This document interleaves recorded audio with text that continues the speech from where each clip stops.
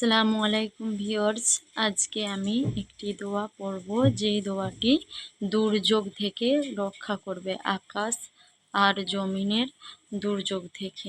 দুর্যোগ মহামারী, যেমন যেখানে বন্যা হচ্ছে কিংবা কোনো বড় ধরনের রোগ মহামারী দেখা দিয়েছে, সেই টাইমে কিন্তু এই দোয়াটি পাঠ করলে সেই দুর্যোগ বা মহামারী থেকে রক্ষা পাওয়া যায়।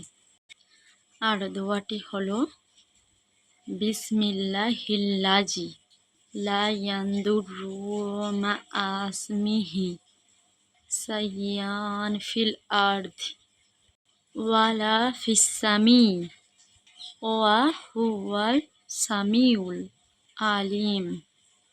আমি আর একবার বলছি দোয়াটা, বিসমিল্লাহিল্লাজি লা ইয়ানদুরু মা আসমিহি সাইয়ান ফিল আরদ ওয়ালা ফিসামি ওয়া হুয়া সামিউল আলিম।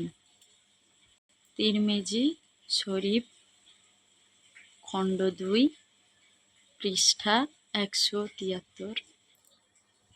রাসূলুল্লাহ সাল্লাল্লাহু আলাইহি ওয়াসাল্লাম বলেছেন, যে ব্যক্তি এই দোয়া পাঠ করবে তাকে আল্লাহ তাআলা জমিন এবং আকাশের সমস্ত রকম দুর্যোগ থেকে রক্ষা করবে।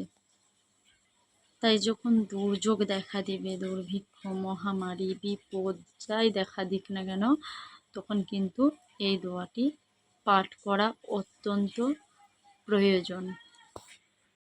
আমরা আমরা কিন্তু জীবনের কোনো না কোনো দিন, কখনো, যে কোনো সময় মহামারীতে সবাই কিন্তু পড়েছি।